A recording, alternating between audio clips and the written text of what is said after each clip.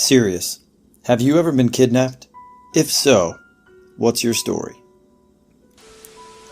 My grandparents kidnapped me when I was 11, but had good intentions. My mother was obese. I mean extremely obese, like Gilbert Grape's mom, and the kind of obesity you see on that TLC show, 600 Pound Life.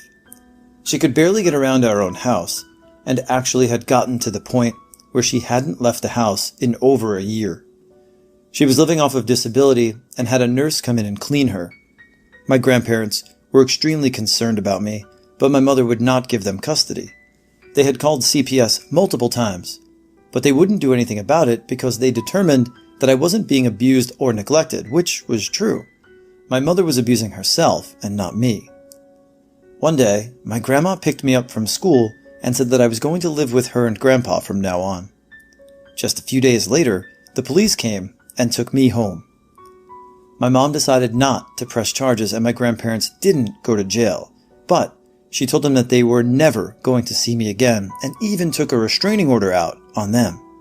However, when I was 14, her body finally gave out and they were able to get custody of me. My grandparents did it for me. My girlfriend told me this story from when she was probably around 5 or 6 years old. She is the youngest of 5 girls, and her family was at Navy Pier in Chicago.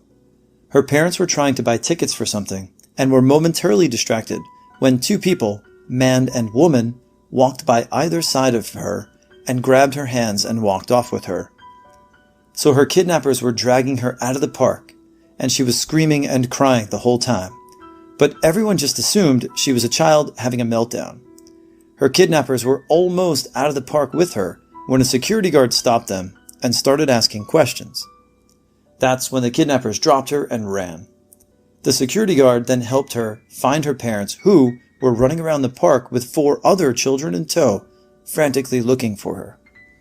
It makes me sick thinking about what would have happened to her if that guard wasn't there or just assumed, like everyone else, that she was a child having a meltdown.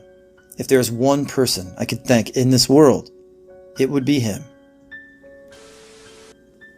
My dad was an abusive alcoholic that only got worse after my mom divorced him. She had no problem taking him to court to get his visitation stripped after he passed out driving with me in the car. Then after he worked up a shitload of unpaid child support, she hit him with an offer to give up his rights completely, and he took it right there on the spot. 6 months later, he went to my daycare and took me, then drove over to the neighboring city back to a hotel where his sister was, and had concocted a plan to take me to Canada with him, he's dual citizenship, and get my name changed.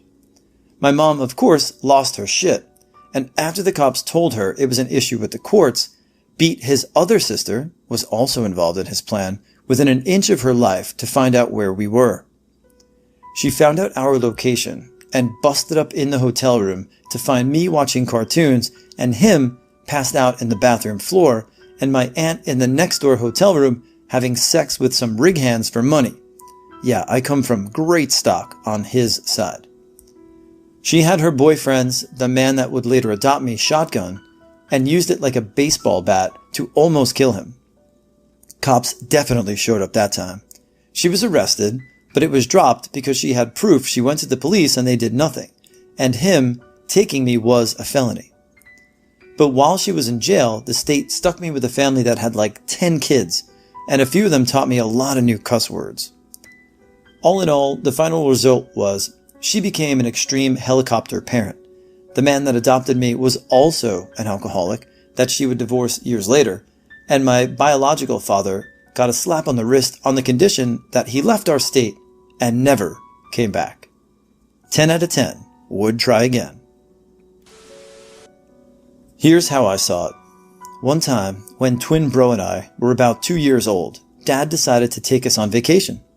We went to a motel in the sketchy part of town, and he taught us how to jump on the beds. That's all I remember. Years later, Mom told us the story from her point of view. Dad had drunkenly kidnapped us. He hadn't told Mom that we were going anywhere. He had just up and taken us. She called the cops and everything, but since they were technically still married, it was a civil matter. And why did he do this? Mom had taken a bunch of speed because it's hard to keep up with twins, her words, as if she did nothing wrong. I'll never know this whole story. Mom and Dad were both alcoholics. Both have passed away, and I'm relying on memory from when I was tiny. I do know that it could have been much, much worse. A couple of years ago, I was taken from my work by a stranger. I'm a 20-something-year-old female trying to finish the school year while working an overnight job at a small hotel. I was the only staff on property after 11 p.m. until about 6 a.m. It was a holiday weekend and a busy night at the hotel. I lived in this small coastal town with very little serious crimes, so normally I felt pretty safe in this area. The hotel was actually a small walk from my house even. The job was still creepy during late hours, but never would I have thought this would happen there. It was around 2 a.m., and I was waiting for a late check-in. This younger guy knocks on the front door, which locks after 11 p.m. I answered, and he came in asking about a friend. I hadn't seen anyone in hours. He lingered for a second when I told him I hadn't seen his friend, but then left. After about an hour, the late check-in still hadn't arrived, but the guy came knocking at the door again. As I went to answer it, I felt his intense gaze, as if he was planning something bad. I thought I was being crazy and opened the door. He walked inside and immediately drew a handgun from his pocket and said one more thing. I screamed and fell, and he sternly told me to run out the door. I didn't want to leave because I didn't think I would ever be seen alive again after that. He told me he would kill me if I didn't go, and I was so overwhelmed I just listened. He ended up running me to his car, handcuffing me and putting me in the back. He almost put me in the trunk, but I pleaded so much he didn't. While he drove me south down the coast, he asked me questions about the cameras, which caught the whole thing, including his face, and when anyone would notice me gone. He took me to a couple of beaches, obviously not knowing his own plan, and trying to think through what he had just done. Finally, after almost 2 hours, he agreed to release me in my town walking distance from the hotel, but he made me promise to lie about his description or pretend nothing happened. He said he would kill me if he got caught because I didn't lie. Well, he did release me, and on the walk back to the hotel, I passed 2 cop cars. I flagged them down and told them the whole story. When they brought me back to the hotel, a note was left by the late check-in only 7 minutes after I was taken away. I never went back to that job, managed to finish the term of school, and then moved far away from that place. The guy did get caught the following week because they had his face on camera. Now he is spending 9 years in prison. I still think about it all the time, and the PTSD I got from it is pretty severe. I am telling this story on here because after this happened to me, I felt guilty for being alive and alone in my own trauma. Maybe someone out there who had something similar happen to them will find comfort in knowing they are not alone.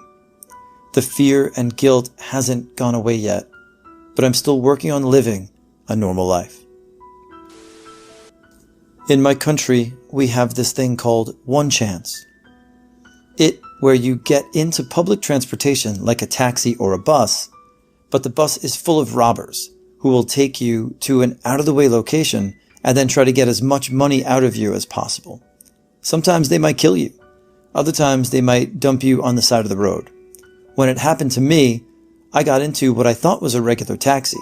A guy was getting down as I was getting in.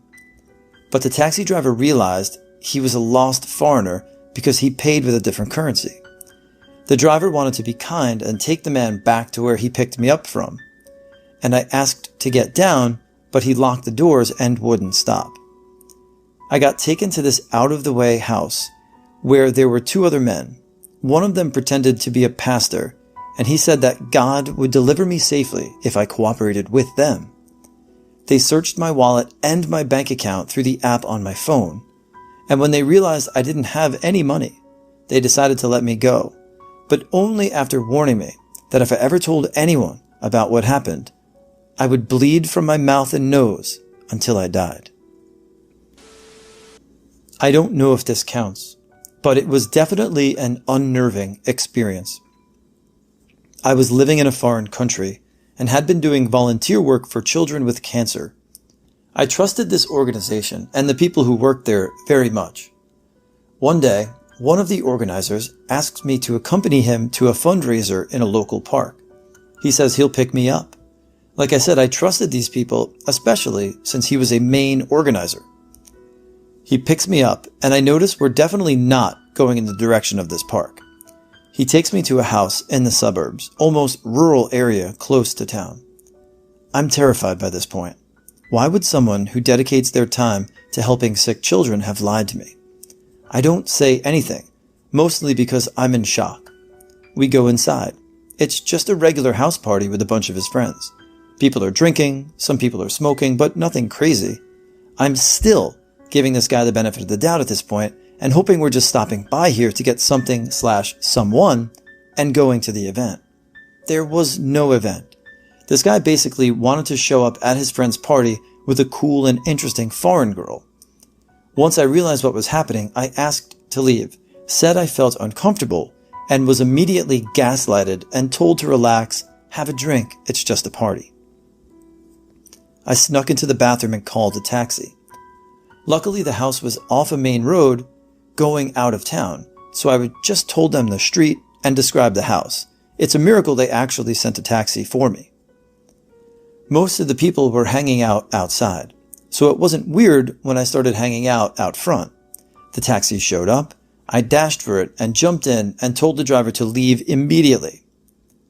The guy contacted me later when he realized I was gone, and I let him have it. He lied to me, took me somewhere I didn't want to go, and tried to get me to party and get drunk. Luckily, he didn't know where I was staying, and I completely cut him and that entire organization out of my life.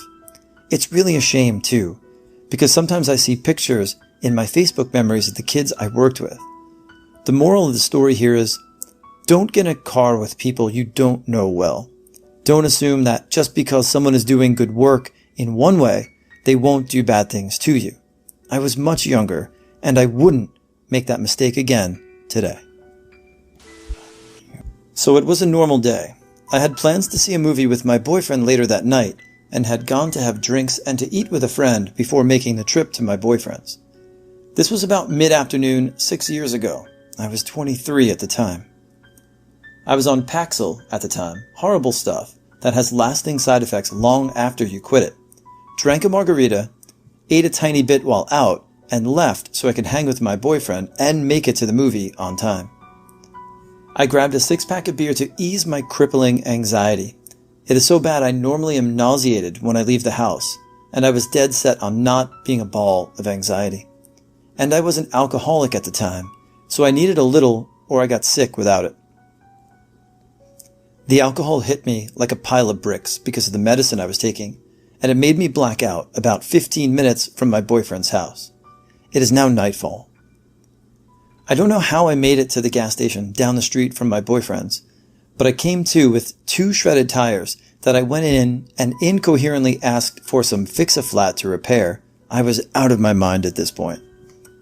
I had called my nanny to come rescue me, but in that time some man picked me up. When my parents got there, I was nowhere to be found. It took them all of 10 minutes to arrive, they said. I vaguely remember getting onto the handlebars of a bike and falling off straight onto my face in the parking lot. I blacked back out. I am now coming to, being carried through a doorway into a pitch-black room, like one carries a bride over the threshold, and being placed onto a bed by some man I cannot see, telling me he will be right back. He went into the bathroom, and I took a chance at escaping. I couldn't see a hand in front of my face, but I could see the light coming from under the front door. I booked it to the door and ran for my life. It didn't take long to hit a main road. I never once looked back to see if he would chase me.